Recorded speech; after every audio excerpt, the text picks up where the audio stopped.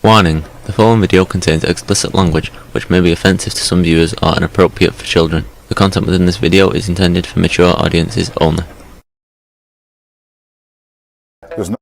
I flew into Denver from New York because I refuse to normalize what is happening in our country. The reasons are as varied as their home states. As a single parent, we have enough challenges to, constantly fear for our kids' lives and our own. We don't need that extra stress. But the message is the same. Seeing this and being around the energy of people who are really pushing for change is making me breathe a little easier that it is possible. 2,000 women sat for hours with hopes of making history. The ask? Governor Polis ban guns in the state and buy them back through an executive order. The answer? No. What is specifically being asked for would not be illegal use of the powers of the governor. Governor Polis says an executive order like the group is asking for can only be used under a disaster emergency declaration. We are in an emergency situation. There are more guns than people. There are more shootings and more deaths than the number of days this year. Oh, I never thought he would do it today. Yeah, that's why we're coming back tomorrow and the next day and the next day. Despite Polis calling Here for the Kids plan unconstitutional, they say the leader they need could still be within him. Eric Jermaine Lewis died in Hurst, Texas. 7 weeks of planning, 2,000 moms, 12 hours of protest and counting led to one unsigned executive order. I think it's a process, and change is always slow. It takes a long time to make a difference. We just need to keep doing it. Any disappointment that I would have, anything that would tell me, oh, it's not exactly what we hoped for, is definitely quelled by the fact that I know more Coloradans are on their way, and I know that we are in this movement together. The plan was to stay here until 8 p.m. and the rain very quickly quelled those plans as we saw people scatter quickly here. But we're told they'll be back tomorrow, the day after that. The plan is to start at 8 a.m. tomorrow, so not quite as early, and go until 5 p.m. They believe they still have some hope. Are you ready?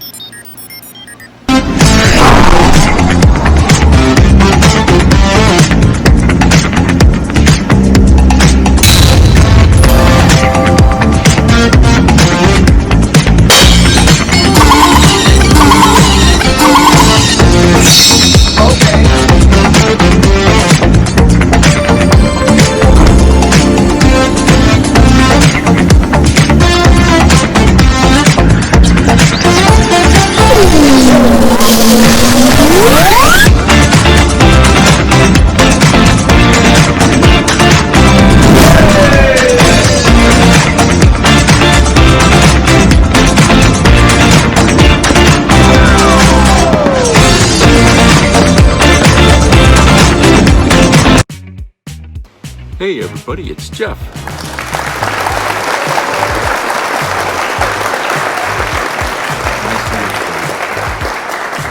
Well, you know what? We've had 4 or 5 days of just rain. And tomorrow it's going to be the same. Tomorrow, Thursday. And a lot of people around here are getting kind of pissed because, we want warm weather. I mean, I've had to dig my winter coat back out again to go around doing stuff outside. Before I was just wearing a, regular short sleeve shirt, when weather was nice, and then all of a sudden we started to get rain and it got cold, and at night, it was freezing at night, and I'm like, Jesus, so of course I have my air conditioner all set up and everything because it was hot. It was up in the low 90s there last week, and now we're barely touching 70 degrees, if that. I mean, we're at night it's like down into the 40s and high 30s, and it's just crazy. I mean, yes, we understand we need to have rain for our plants and stuff like that, but other parts of the country are suffering the worst drought. Hey, we'll be happy to give you the rain up here because we don't need it. We got enough of it, it's just it's spoiling everyone's fun around here. people were outside running and jogging with their pets and, you know, and their husbands and couples, you know, and that's all come to a screeching halt here. Oh boy. So anyway, there was a shooting, which, I mean, that's not news, it's just another day in paradise, right? And I wanted to touch on this here because of another story that's out here today, but I'll read this here, the incident itself first, and it's from NBC News, and it says, father and son, 18, killed and 5 others injured in shooting after high school graduation at Virginia Commonwealth University. An 18-year-old who had just graduated and his father were killed in a shooting Tuesday after a high school graduation ceremony on the Virginia Commonwealth University campus, says Richmond police. Tamika Jackson Smith told NBC News her son, Sean Jackson, and her husband, Renzo Smith, 36, were killed in the shooting, which left 5 others injured, according to police. United Communities Against Crime, a local organization, also shared the identities of the slain father and son on behalf of the family. One of the 2 people initially taken into custody, a 19-year-old man, was suspected in the shooting, Richmond's interim police chief Rick Edwards said at a news conference. A second person who was taken into custody was uninvolved, he said. The suspect, who has not been publicly identified, faces 2 counts of second-degree murder, Edwards said. Authorities believe the suspect knew at least one of the victims. Smith had been in attendance to watch his son graduate, Edwards said. Police had not yet publicly released the names of the victims as of early Wednesday. The 5 injured victims, all male, are ages 14 to 58, he said. One of them, who was 31 years old, was being treated for life-threatening injuries, and 4 had injuries not thought to be life-threatening. 9 more people were treated for anxiety and minor injuries, and 2 people for falls, police said. A 9-year-old who was hit by a car was treated at the scene and released and later went to a hospital, police said. Mayor LeVar M. Stoney said, quote, children were involved here at graduation. This is tragic, but also traumatic, because this is their graduation day, unquote. The shooting took place at Monroe Park, an open space on campus, at 5:13 p.m., authorities said. 4 firearms were recovered, Edwards said. So, yeah, I mean, it's terrible. I mean, you know, this is the new reality here in America. Or I ain't gonna say new. Actually, it's not new. This has been going on for about 30 years now, these shootings, and they just keep escalating as time goes on.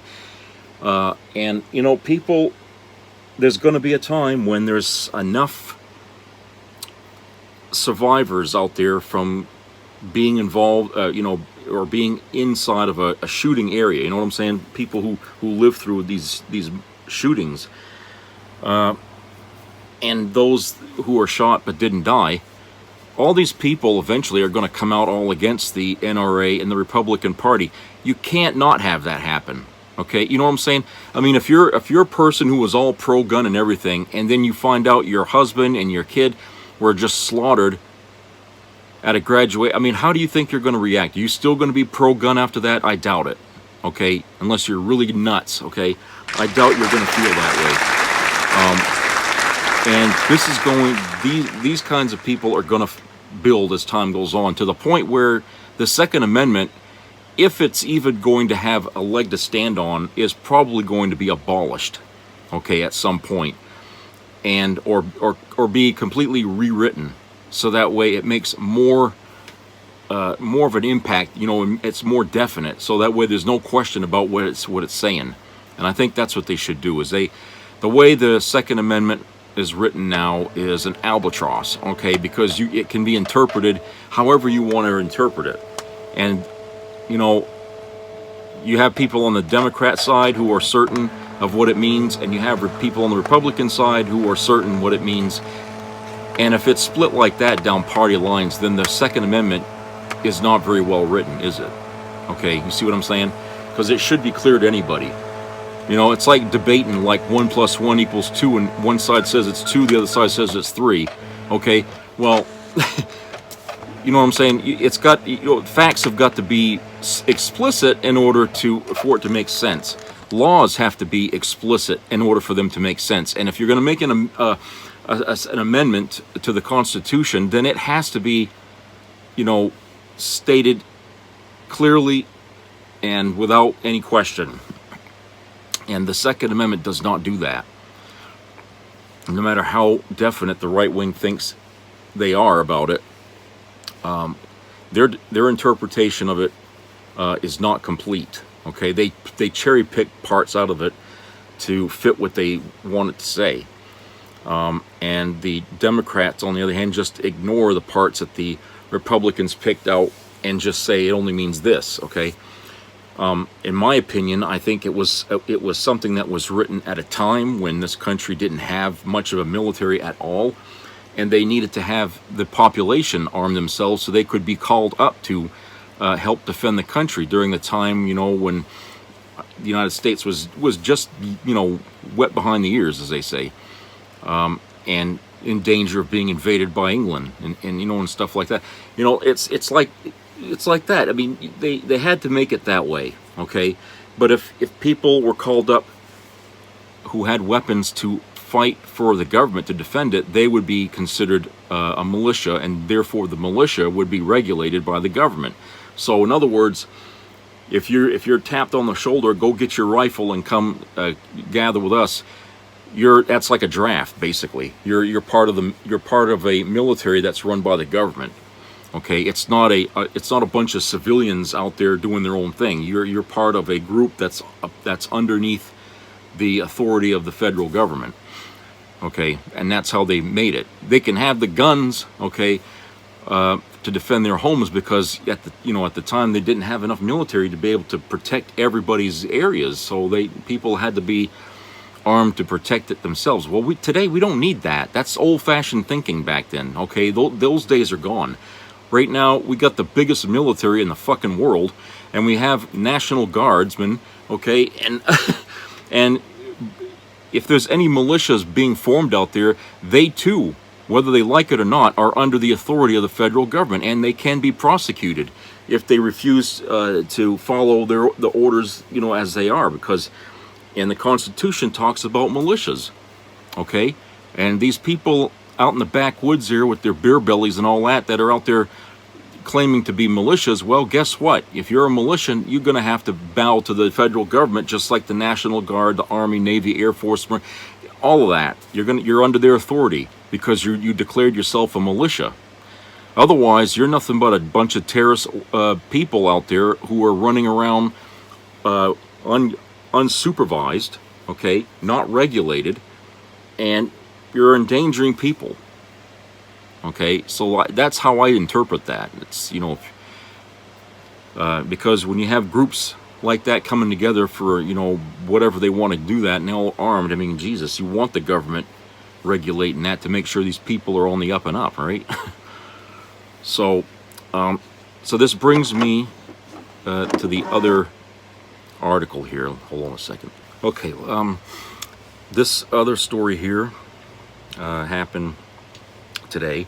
It's from The Guardian, written by Lois Beckett, entitled "Colorado Protesters Demand That the Governor Issue Orders to Ban All Guns." Hundreds of women staged a sit-in outside Colorado's capital on Monday, calling on the state's Democratic governor to ban all guns, a move his office said, quote, would simply be unconstitutional, unquote. The gun ban protest included an estimated 1,000 people by late Monday morning, with some protesters joining from out of state, the Denver Post reported. The sit-in was organized by two anti-racism activists, Tina Strawn, an author and broadcaster, and Sarah Rao, who made national headlines as one of the organizers of Race to Dinner, an effort to educate liberal white women about their racism over group dinners. Here for the Kids, the group Strawn and Rail created earlier this year, argues that America's gun right culture is rooted in white supremacy, and had asked that white women demonstrate in person in Denver while calling on other supporters to protest remotely. The demonstration had attracted advanced support from Hollywood actors, with Chelsea Handler, Niecy Nash, Amanda Seales, Amy Schumer, and others posting about the demonstration on Instagram, highlighting the fact that gun violence has become the leading cause of death for American children, and calling on white women to take immediate action. But the protests sparked pushback from some longtime gun violence prevention activists in Colorado, who argued that advocacy for the quote-unquote extreme policy of banning all guns was counterproductive. Quote, this misguided approach will do more harm than good and create unrealistic expectations for a public hungry for meaningful reforms, unquote. Rhonda Fields and Tom Sullivan, two Colorado state senators who lost children to gun violence, wrote in an opinion piece in the Denver Post on Monday. Fields lost her son to gun violence in 2005 when he was killed before he was scheduled to testify in a murder trial. Sullivan's son was killed in a 2012 mass shooting at a movie theater in Aurora, Colorado. They wrote that Colorado has been making progress with targeted legislation designed to keep guns out of the hands of high-risk people, including a recent law banning gun sales to people under 21. But Fields and Sullivan said they feared that advocacy for more quote-unquote extreme solutions could, quote, undermine and demoralize these efforts, unquote. The office of Jared Polis, the state's Democratic governor, said in a statement that he supports Americans' Second Amendment right to own guns, and pledged he, quote, will not issue an unconstitutional order that will be swiftly struck down in court simply to make a public relations statement, unquote. The group behind Monday's demonstration, Here for the Kids, launched in early April in the wake of another American school shooting in Nashville, Tennessee, amassed more than 60,000 followers on Instagram in less than 2 months. The organization is calling on Polis, as well as other Democratic governors across the country, to sign executive orders that would create, quote, a total ban on all guns and a comprehensive mandatory buyback program, unquote, without any exceptions, including guns for law enforcement use.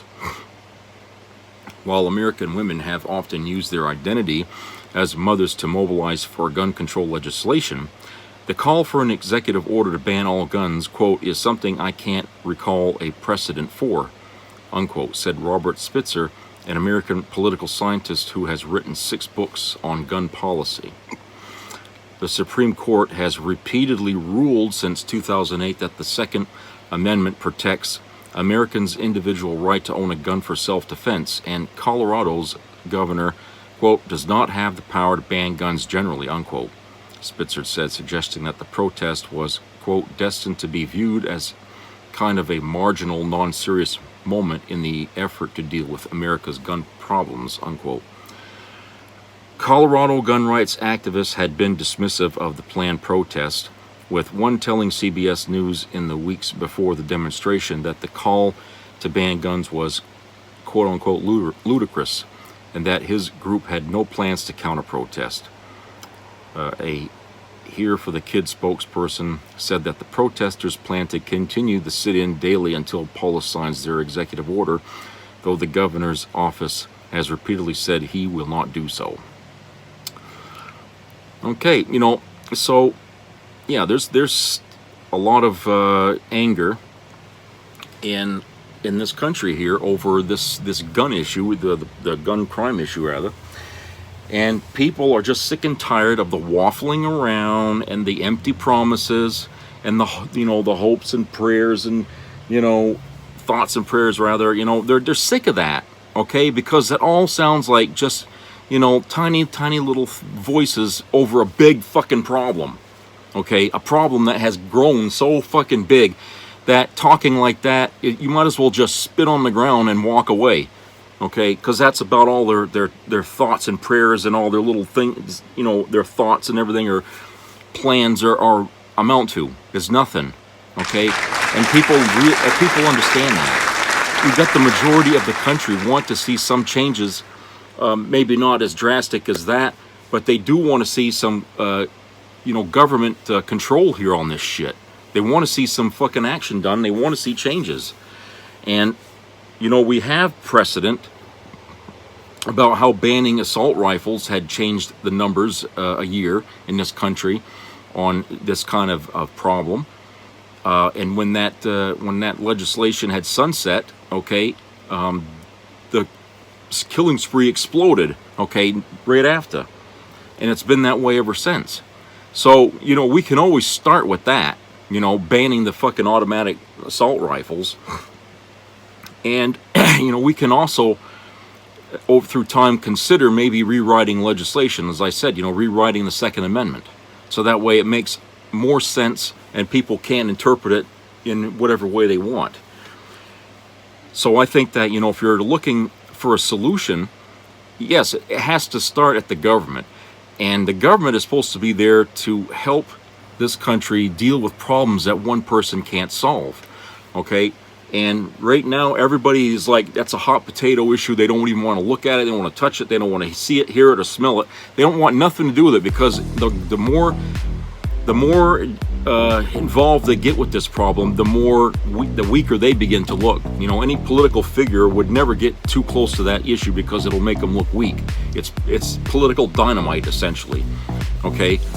And believe me, they understand that the country is really, really, really had it up to here with gun violence. But because they are so fucking tied to, getting donations from the NRA, weapons manufacturers, lobbyists, and stuff like that, they're not gonna let it go. They can't let it go. Money speaks more than people when it comes to saving lives, I guess. I mean, it's a sad reality, but, greed has really taken hold, of our government. And until we get the money out of politics, we're never going to see any real change done. In order to change what is happening, yes, we have to do something about keeping lobbyists out of Washington. No more donations from big corporations or overseas countries. We got to stop that, okay? And then we can talk about gun reform, because only then the people say, well, I got nothing to lose if I, ban assault rifles, because, hey, I ain't getting money from them anyway no more. And that's really what you got to do. You have to take away the sugar, so that way they'll do what needs to be done.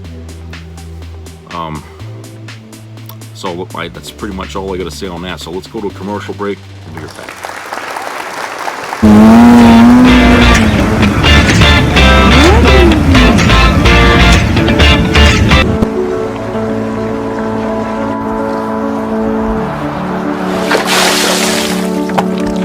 This is me. This is me.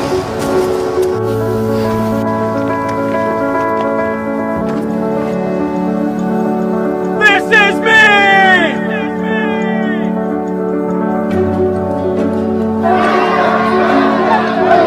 This is me.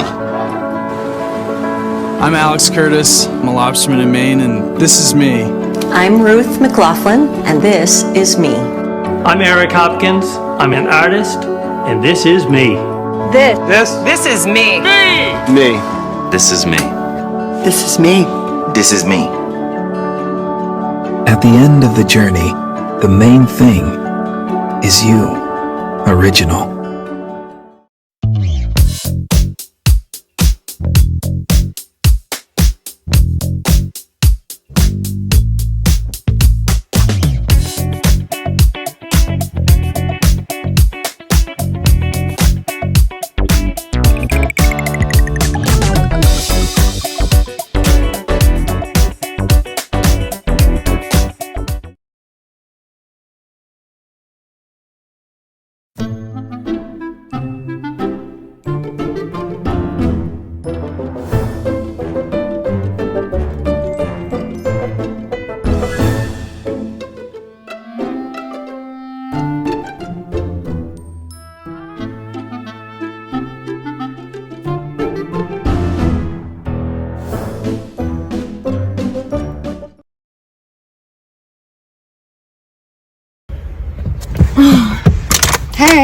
Do you think this skirt is too short?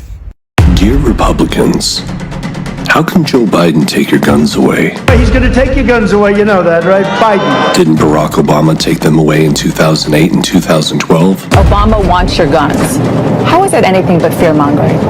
It is actually quite accurate. There have been more guns sold since I've been president than just about any time in U.S. history. Oh, right.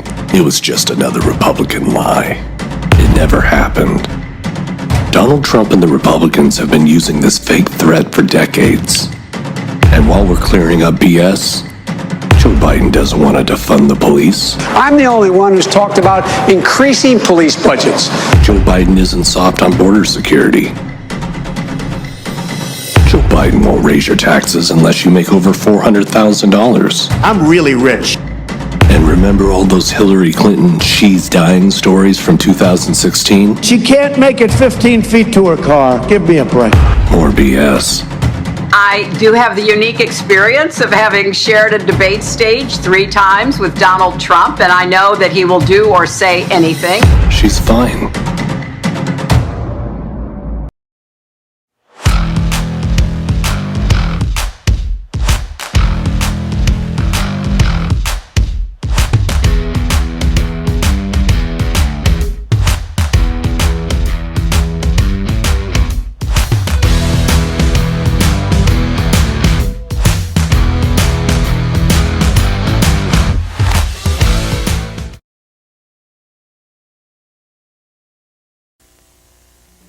Be a part of the entertainment value of a lifetime.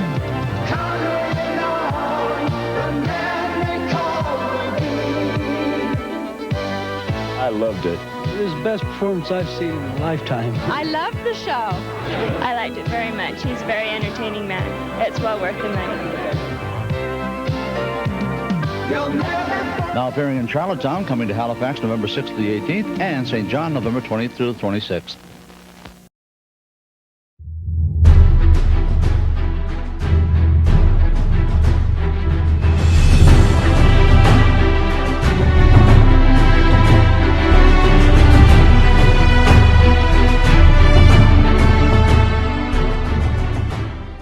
Tell me you don't need those big wheels and tires. Bullshit? Bullshit? Bullshit? Okay, welcome back, everybody. So, Variety magazine here has an article here about related to CNN. It's written by Brian Steinberg, and it's entitled "Chris Licht Out at CNN After Tumultuous Reign as CEO."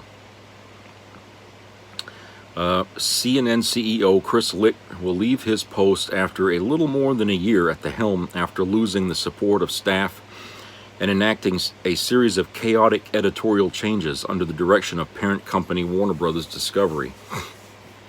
David Zaslav, CEO of Warner Brothers Discovery, told staffers Wednesday of the decision during CNN's regular editorial call.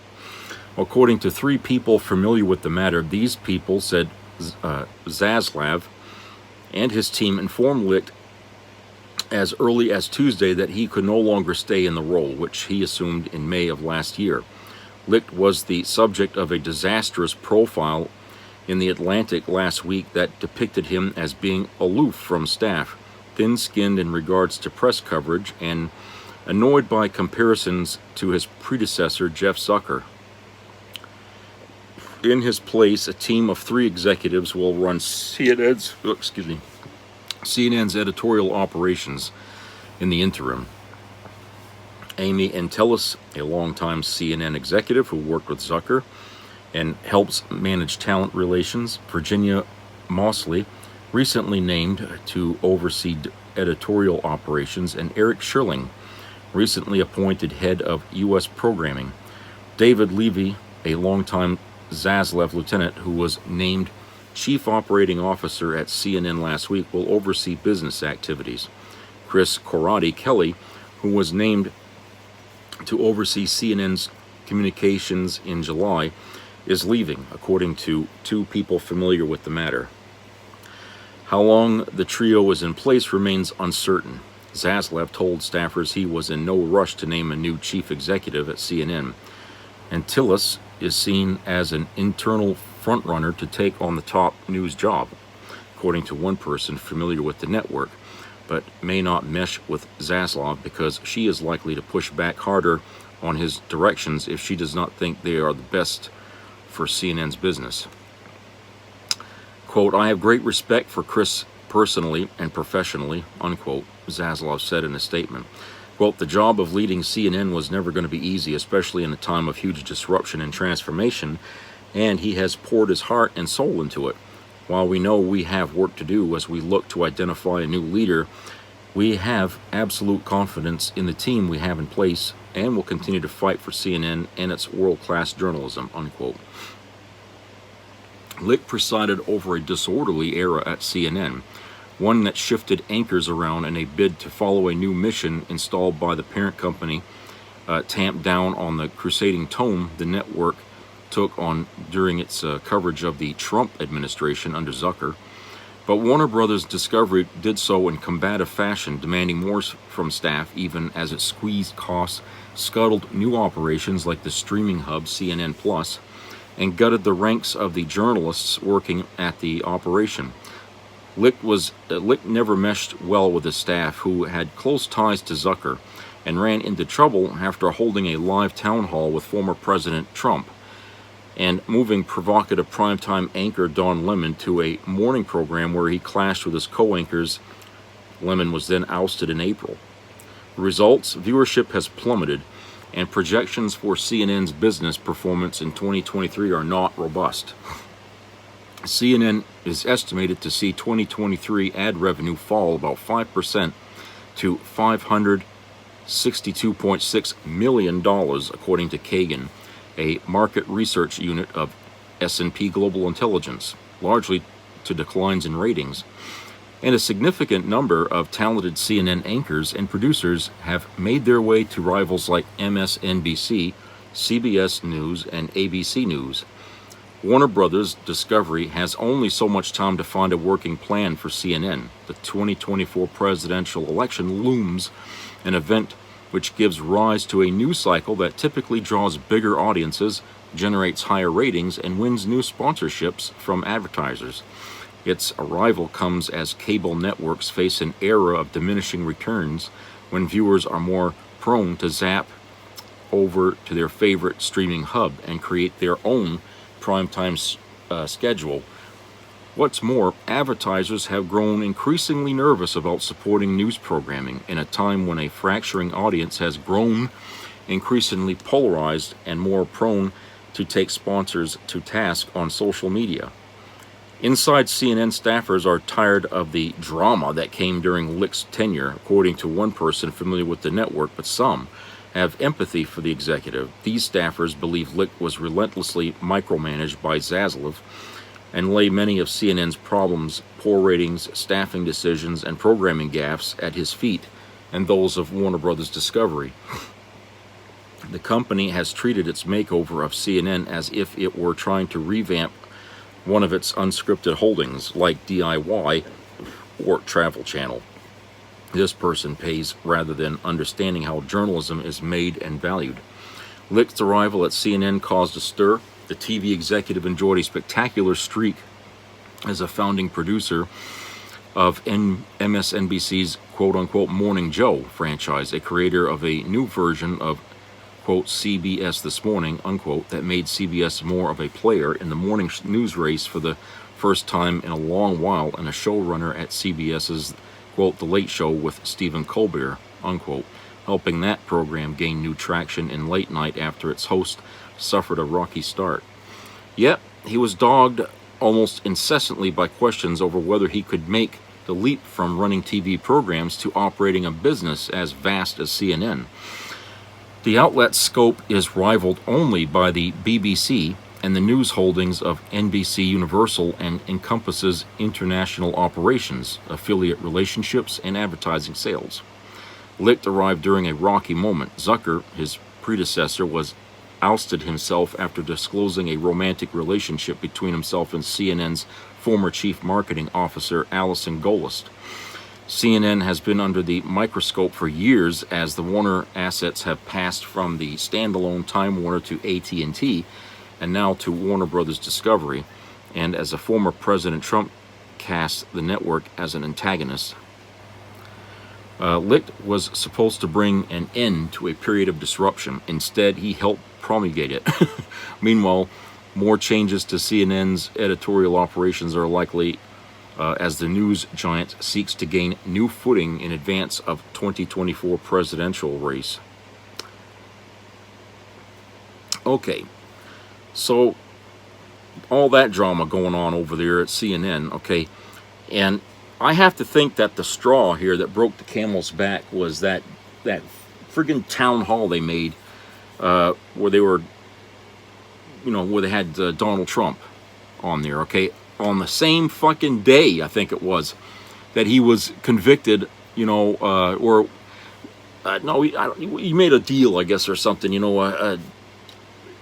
about the rape, okay,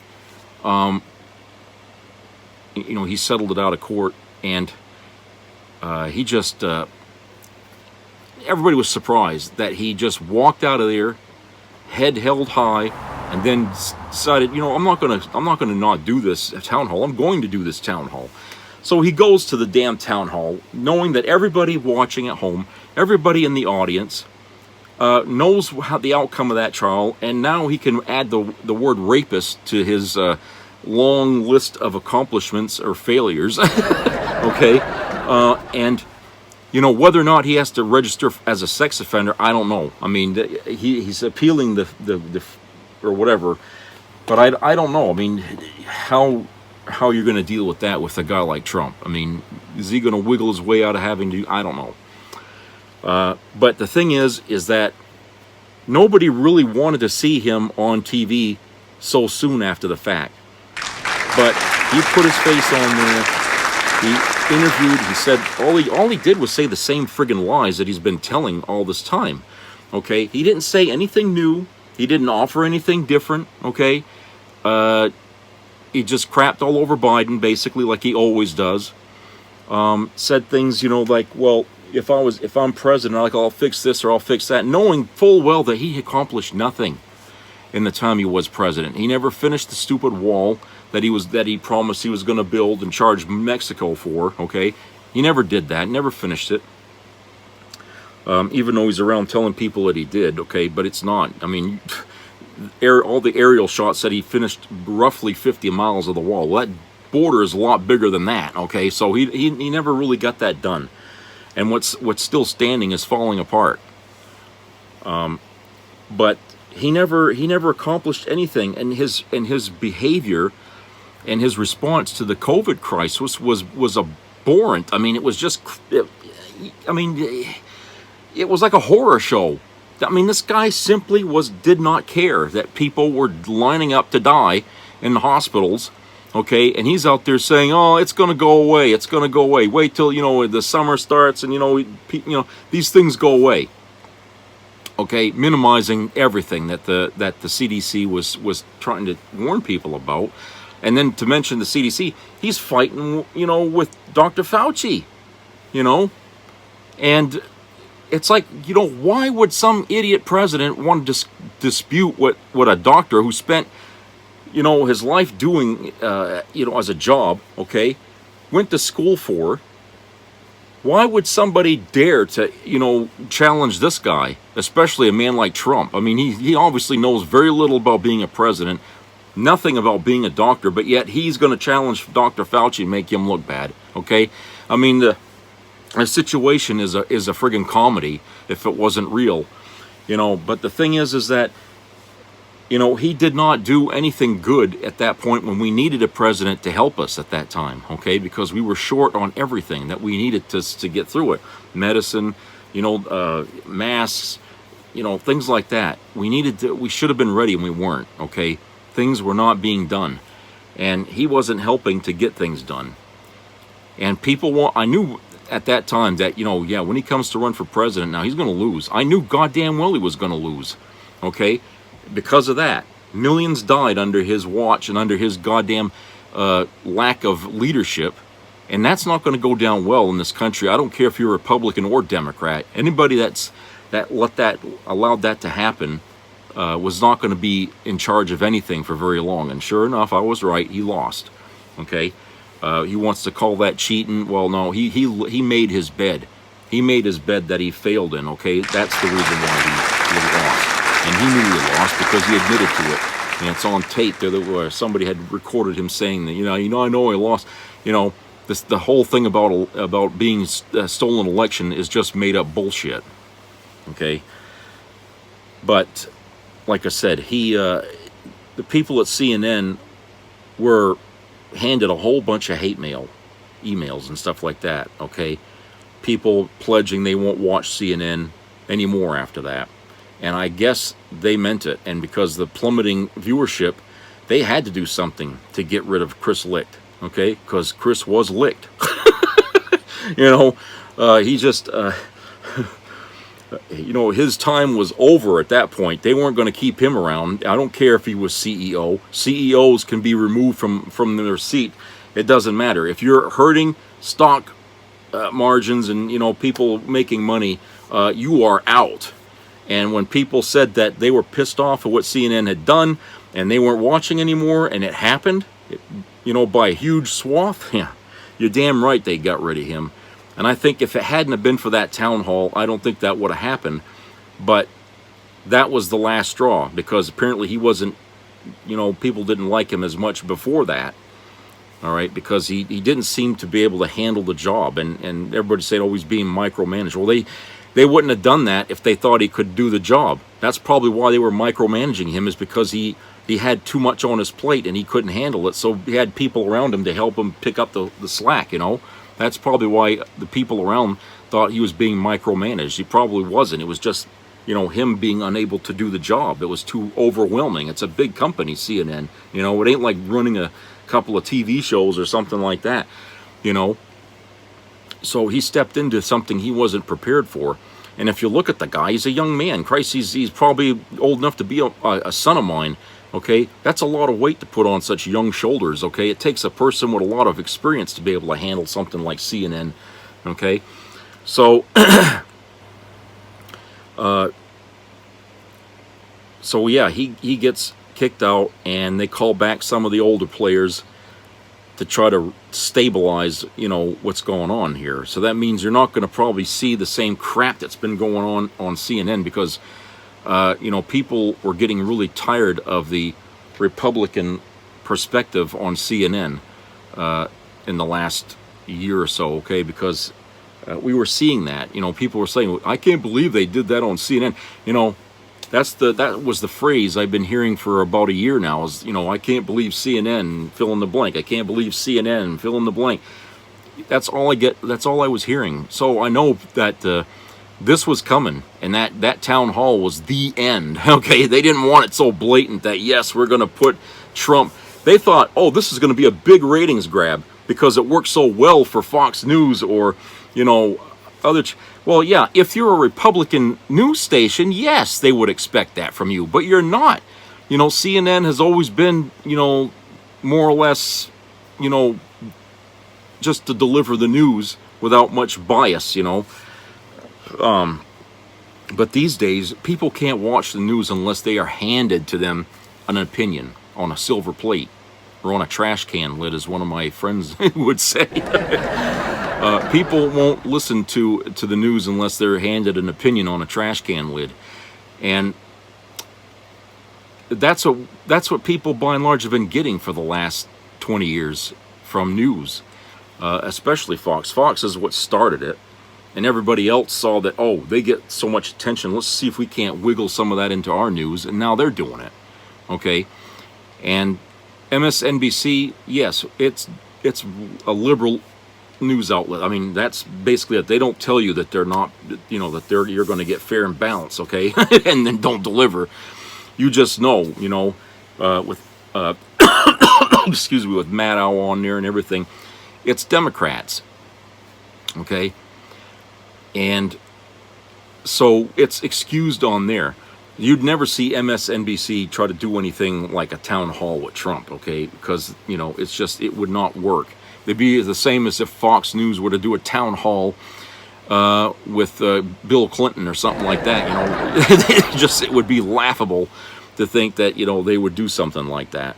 That's how outrageous everybody thought it was, CNN doing that, okay, with Trump. And so it just, it didn't work. It backlashed on them big time. They didn't expect it, and they dumped the whole blame on Chris Licht, and he was ousted today. So today he was gone, and they moved in the other people, and maybe we'll see things go back to the way CNN was. I don't know. We'll see. We'll see what happens. So anyway, that's it for today. I hope everybody has a great rest of the week, and please, I know it's hot out there in Arizona and all that right now, and to have to wear a mask to you know, avoid catching COVID would be a pain in the ass. Okay, I know it's not very comfortable having to wear one, but if you have to wear one or something, you know, please do, because, you know, you're saving your life, and, you know, and protecting others. And just keep your ears open to whatever's going on COVID-wise in your local news. You know, never mind the national, because, you know, you just live in one area. Mostly, not many of us are going to be moving around too much this summer because of the price of gas. But so treat each other really nice. You know, try to be respectful, and watch your kids and stuff. You know, if they're acting remorseful or morose, or, you know what I'm saying? If the kids are not really energetic and they just feel like they look like they're depressed or something, talk to them, you know, find out what's going on, be a part of what's happening with them, because they're learning as they grow up how to deal with things, and they don't know yet, you know, how to deal with troubles and stuff. And that's why kids lash out sometimes and do violent things, because they don't know. You know, they see TV and they see how adults deal with stuff on TV, and it's always violent. Well, that's what they're going to imitate, right? So just take notice of it. I know when your days are rough and stuff like that, you like to talk, but, you know, your kids, you know, they need to as well.